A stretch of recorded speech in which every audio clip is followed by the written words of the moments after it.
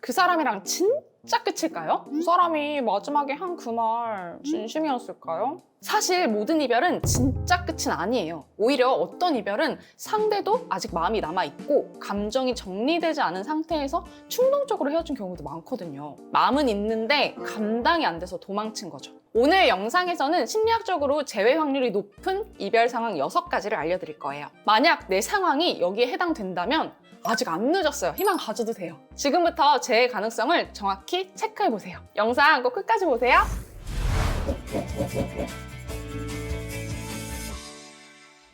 첫 번째, 충동적으로 헤어진 경우. 감정적으로 폭발하거나 갈등 상황에서 느낀 그 감정이 감당이 안 돼서 헤어진 경우인데요. 쉽게 말해서 상대가 감정적으로 이별을 선택한 경우죠. 아직 마음이 남아있는데 감정적으로 감당이 안 돼서 충동적으로 이별을 선택한 경우예요. 뇌 구조상 감정이 격해지면 이성적이고 논리적인 뇌 영역이 마비된 특성이 있어요. 그리고 뇌는 일시적으로 이 상황에서 도망갈까? 아니면은 맞서 싸울까? 둘 중에 어떤 반응으로 대처할지 하나만 선택하게 되거든요. 그런데 이렇게 충동적으로 헤어진 경우에는 도망가기 전략을 선택해서 이별을 결정했다고 할 수 있어요. 해피한 분들이 이렇게 충동적으로 헤어지는 경우들이 많죠. 부정적인 감정이나 갈등을 감당하고 버티기보다는 회피하려고 하는 특성이 강하시니까요. 성숙하고 감정 컨트롤이 잘 되는 분들일수록 이렇게 감정적인 결정은 잘 안 하죠. 그래서 이렇게 감정적으로 한 결정은 해놓고 대부분 후회해요. 그런데 자기 스스로도 이렇게 충동적으로 이별을 통보한 스스로가 부끄럽고 자괴감이 들어서 후회 안 하는 척하기도 하고 잘 사는 척하기도 합니다. 이렇게 충동적으로 헤어진 경우가 왜 재회 가능성이 높냐면요. 감정이라는 거는요. 시간이 지나면 무조건 가라앉기 마련이에요. 그리고 감정이 가라앉으면 뇌가 다시 평온을 되찾게 되죠. 그러면 이제 그때 다시 정신 차려지죠. 이성이 되살아나는 거예요. 그렇게 정신이 차려졌을 때 내가 왜 그랬지? 내가 왜 그렇게까지 했지? 조금만 더 참을걸 라는 판단이 들면서 이별 결정을 그때서야 후회하게 되는 경우가 많습니다. 특히 상대방이 회피형이라면 감정적으로 회피하기 위해서 충동적으로 이별을 통보했다가 충동적이었던 만큼 큰 후회를 느끼고 다시 돌아오려고 하는 패턴을 자주 보입니다. 이렇게 충동적으로 헤어진 경우에는요. 이별 통보는 했지만 정작 SNS나 번호는 굳이 차단하지 않는다든지 내가 갖고 있는 이 사람의 물건을 돌려두지 않고 뭔가 연결고리를 남겨두면서 여지를 두는 행동을 보입니다. 두 번째, 너무 좋아해서 헤어진 경우. 이 경우는 불안형 애착인 경우가 많은데요. 내가 사랑하는 이 사람과의 관계와 사랑에 너무 몰입하다가 갑자기 현타를 느끼고 불쑥 이별 통보해버리는 거예요. 불안형 분들이 관계에서의 불안한 마음 때문에 집착하고 몰입하는 특성이 있을 뿐더러 사랑과 이 사람의 관심을 얻기 위해서 무리하게 헌신을 하기도 하잖아요. 그러다가 어느 날 갑자기 현타를 느끼고 스스로를 자책하게 됩니다. 내가 왜 이렇게 사랑하지? 나 왜 이런 대접 받으면서 사랑했지? 라면서 본능적으로 나 자신을 보호하기 위해서 도망치듯이 이별을 통보하는 경우입니다.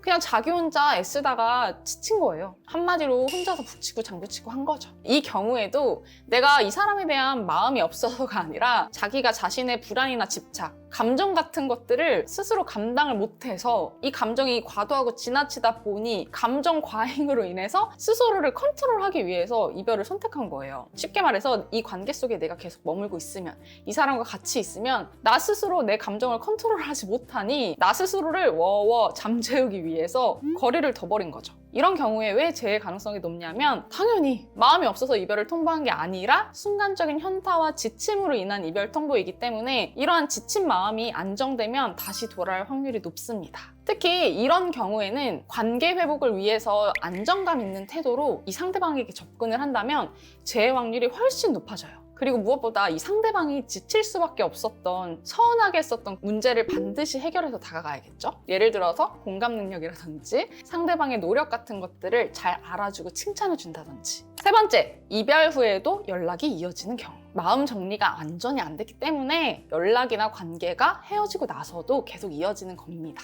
우리 뇌는요, 익숙한 감정과 행동, 습관을 무의식적으로 반복하고 유지하려고 하는 특성이 있어요. 새로운 것보다 익숙한 거를 더 선호하죠. 게다가 연애 중에도 자주 불안해하고 매달렸던 사람일수록 이별 후에도 자꾸 그 불안감과 집착 패턴으로 돌아가려고 하는 경향이 있어요. 그 감정이 불편하고 싫어서 관계를 정리해 놓고도 자꾸만 그 감정을 찾게 된단 말이죠. 무엇보다 이별하기 전에 상대방이 이 관계에서 느꼈었던 설렘이나 슬픔이나 기다림 같이 특정 감정, 또는 다양한 감정을 깊이 느꼈다든지 감수성이 풍부한 경우에 이 관계에서 느꼈었던 그런 감정들을 익숙하게 생각하는 만큼 관계가 끝난 후에도 비슷한 감정 회로를 다시 떠올리면서 내가 이 관계에서 느꼈었던 그 감정을 또 느끼려고 하는 행동을 보입니다. 제가 항상 강조드리지만 이별을 할 때에는 매달리기보다는 단호하게 이별을 받아들여야 되는 이유가 이렇듯 관계가 단절함에 따라서 이 사람이 해결하지 못한, 이 사람이 이미 이 관계에서 습관화된 그 감정을 다 해소시켜버릴 수도 있다고 했잖아요. 미해결 감정과 아쉬움이 많이 남은 상태여야 여러분들이 조금이라도 더 그립고 아쉽고 나중에라도 생각나게 됩니다. 그래서 이별 직후에는 절대 매달리거나 상대방에게 복수하는 마음에서 의도적으로 상처 주지 않아야 돼요. 제 실마리가 될 수 있는 감정들을 모두 사라지게 하거나 부정적으로 바꿔버릴 수도 있거든요. 남아있는 마음과 감정을 잘 활용해서 재회까지 이끌어가거나 아예 차라리 이별 손실을 경험하게 해야 됩니다. 혹시 이별 이후에도 연락이 이어지고 있다면 상대방이 이 관계에서의 어떤 감정을 습관처럼 찾고 있다는 거잖아요. 그 남아있는 마음과 감정을 잘 활용해서 재회까지 잘 이끌어가거나 아니면 아예 차라리 단호하게 끊어내고 손실을 경험하게 해야 됩니다. 내가 습관처럼 찾게 되는 그 감정과 익숙함을 느끼지 못하게 해야 돼요. 그래야지 이 관계와 여러분들이 아쉽고 소중하죠. 주의해야 될 점은요, 이렇게 이별 이후에도 연락이 이어지는 경우에는 정말 사랑과 미련의 감정이 남아있어서 연락을 이어나가는 경우도 있지만 그게 아니라 나와의 감정 패턴이 그냥 습관이 되어서 이 익숙한 습관을 유지하기 위한 행동일 뿐인 경우도 있어요. 그래서 이 상대방이랑 이별 이후에도 연락이 이어지고 있다면 이 사람이 이별 이후에 왜 계속 나와 관계를 쉽게 끊어내지 않는지 그 정확한 심리 분석을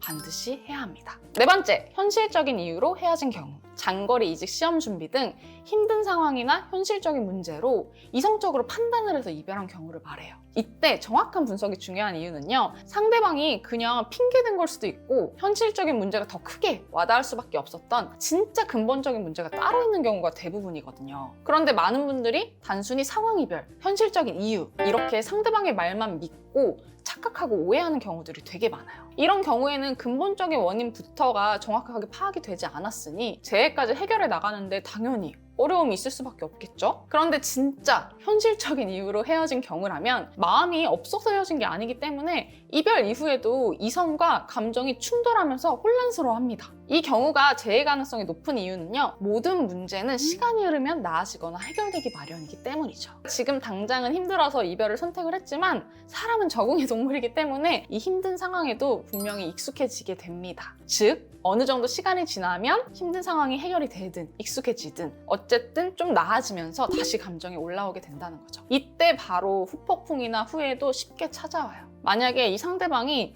중요한 시기라서 일에 집중해야 된다, 우리 지금 서로 연애할 때가 아닌 것 같다 라고 말해놓고서도 연락이 꾸준히 이어진다든지 SNS로도 계속 나를 지켜본다면 그만큼 재해 가능성은 쑥쑥 올라갑니다. 다섯 번째, 피곤하거나 지쳐서 헤어진 경우. 이 경우는 회피형에게 가장 많이 해당됩니다.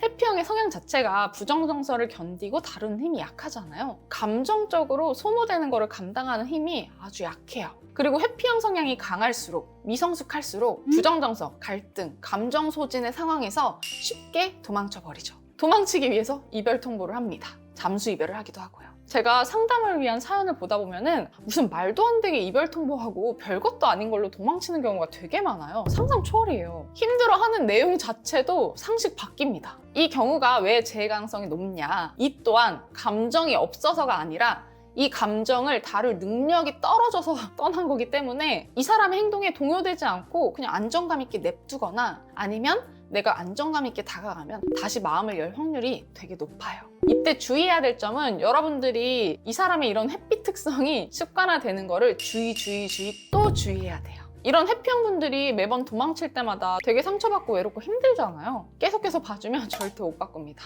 그런데 변수가 있어요. 용기가 없고 쓸데없는 자존심이 높은 회피형들은 먼저 연락을 잘 안 합니다. 아무리 후회가 되고 감정이 다시 올라와도 그 감정을 좀 잘 버텨요. 그래서 그 사람의 마지막을 보면 그 사람의 수준이 보인다고 하는 거예요. 여섯 번째, 이별 후 내가 성장한 경우. 사람은 심리적으로 헤어진 연인이 만났을 당시에 비해서 더 예쁘고 잘생기고 멋있고 좋은 모습으로 변화하면 재매력화 현상을 겪는다고 해요. 재매력화라는 게 뭐냐면요, 이미 한 번 매력을 느꼈던 사람에게 과거의 매력감이 업그레이드 돼서 다시 자극되는 거예요. 익숙함에 새 매력이 서로 콜라보레이션을 이루면서 매력이 포텐 터지는 거죠. 우리 새로운 사람에 대해서 알아가고 서로 맞춰나가고 이런 부분 생각보다 편하지만은 않잖아요. 그런데 이미 편안함과 익숙함을 느끼고 있는 대상이 나에게 이성적인 매력과 도파민까지 막 자극을 줘. 그러면 아무리 새로운 이성이라도 절대 이길 수 없죠. 사람은 완전히 낯선 사람이 주는 자극보다 익숙한데 분위기가 매력이 달라진 사람이 주는 자극에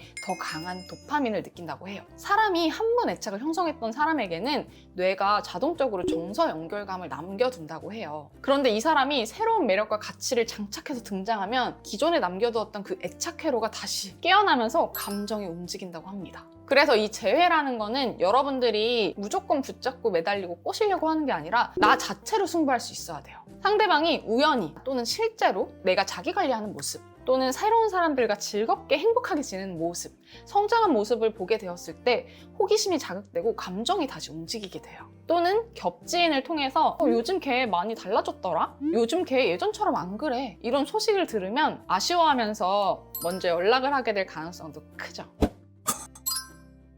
인연이라는 건 겉으로는 끝난 것처럼 보여도 보이지 않는 감정의 끈으로 이어져 있을 수도 있어요. 그 끈을 놓아버릴지 아니면 더 단단하게 다시 묶을지는 내 선택에 달려있죠. 그 사람이 정말 소중했고 한 번쯤은 간절하게 다시 만나고 싶다면 상대방의 반응, 내 진심 하나만 믿고 감정적으로 덤비면 안 돼요. 심리 흐름, 타이밍, 포용 방법을 제대로 갖춰야 그 진심도 제대로 발휘될 수 있거든요. 앞으로도 여러분의 진짜 인연과 따뜻하게 이어질 수 있도록 가장 현실적이고 깊이 있는 방법을 쭉 알려드릴게요. 내 연애는 왜 항상 힘들고 어려울까? 그 진짜 이유를 알고 싶다면 위 영상을 참고해주세요. 이상 러브커넥트 유지연이었습니다.